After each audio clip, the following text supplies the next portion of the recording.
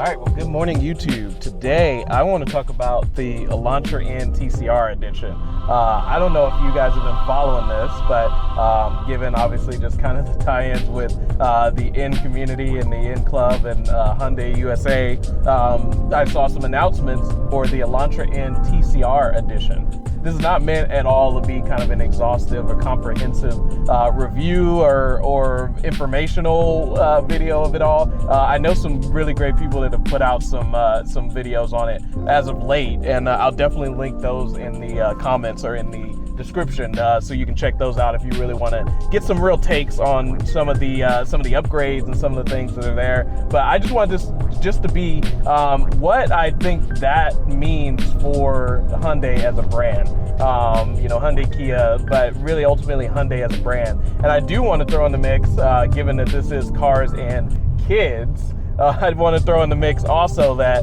I keep wanting to call it the EV9, but it's a Hyundai Ioniq 9 just came out, or not came out, but they released it.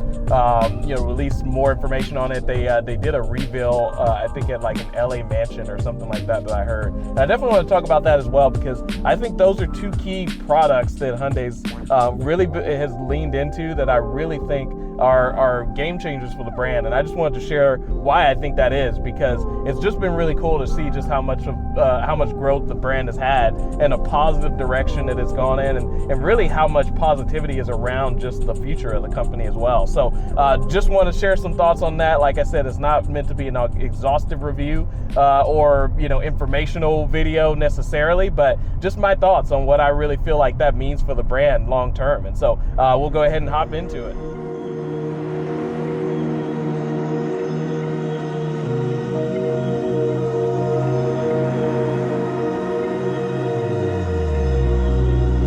Starters, the Elantra N TCR Edition. Can't say edition today for some reason, but the TCR Edition is interesting to me. It's in a nutshell, it's basically, I mean, if you guys follow Hyundai Racing, their team, they've done really amazing in the TCR races, the race series. I don't honestly follow it that much. I definitely want to get into it a little bit more.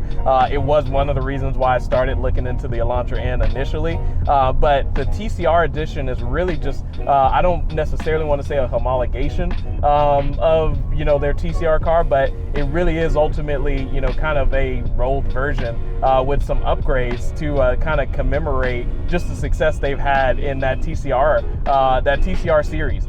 There's definitely some very obvious visual appearance changes from the I guess you'd say the base Elantra N. But obviously I'll get into those a little bit. But there are some upgrades just in terms of, I know there's some brake upgrades. I think there's a bigger brake kit that comes along with it. I've heard that there might be some different things in aerodynamics outside of the wing. I was going to save that to talk about, but I'm just going to talk about it now, which obviously, that's the biggest thing that stands out, is that kind of huge TCR wing that comes on the car that I think might be adjustable. Don't quote me on that. I'll obviously fact check myself before I post this video and post a disclaimer if not, but I believe there might be some adjustability to the wing, but it is a very big wing, and personally I'm not that huge of a fan of big wings in that sense, but it obviously it was meant to really commemorate what they utilized, the tools that they utilized in the TCR series races, and so I think that is really cool.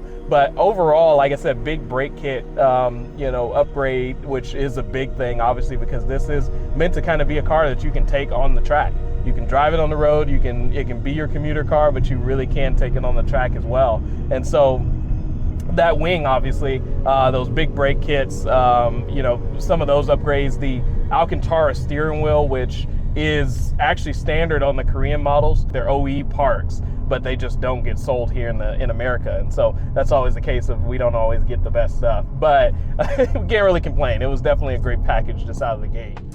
So that's my thoughts on the TCR Edition. I just think it's really cool to see a company that has been doing a lot in the background and not necessarily doing it for the results, but because there's a passionate team and in the N division, just wanting to do cool stuff and really starting to see it almost just kind of play out just before everybody else's eyes, in the sense where, again, the TCR racing division has been killing it. And now it's like, you know, well, what do? We commemorate that. To have a special car around that, I think is just setting the brand up to really kind of, you know, be like some of the brands that we've looked at, you know, they kind of had their real expanse into, you know, being the brands they are today. I point to Audi and really BMW too. Like, you know, those car companies, you know, they had a time where people didn't really look to them as the luxury, the sports brand that we look to them as now. But you know, they had certain models and certain things that, you know, decisions that were made that really kind of took them in a different direction. And I think this is one of those for sure, to have a special model of a really successful car in their brand. I think really ultimately is going to fuel them to really still continuously do some cool stuff as well.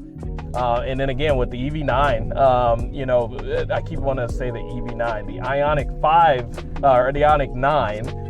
Apologize, but the Ioniq 9, I think, is just really cool from that other side of the perspective of just building some longevity in the brand, because you're going to have a lot of people that, you know, the Elantra in is maybe their first or their second car or something like that, and they're early in their car journey. They haven't maybe had some different life things like having kids and, you know, needing more space. But now, you know, who are they going to look to? They're going to look to Hyundai as a brand. They're going to look to cars like the Ioniq 9, the Santa Fe, which I actually do think I might get a Hyundai Santa Fe one day, to be totally honest, because I just think it's just a great package for just an overall 3-row SUV. You know, they're going to look to the brand that they've obviously kind of purchased something that was significant in that brand. And I think it's just a really great opportunity for them to keep leaning into.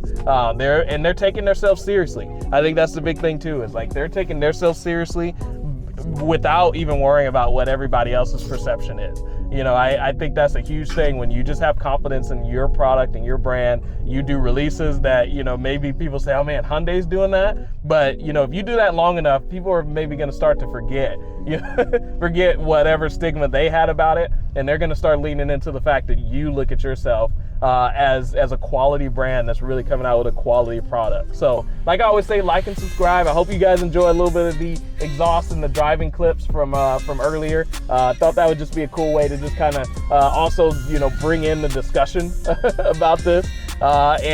Just like I said, just continuously trying some new things, getting out there, putting ourselves out there and just seeing what you guys really enjoy to see. So nonetheless, we will catch you guys on the next one. Happy Thanksgiving, late Thanksgiving, you know, going into the holidays. We're super excited about that.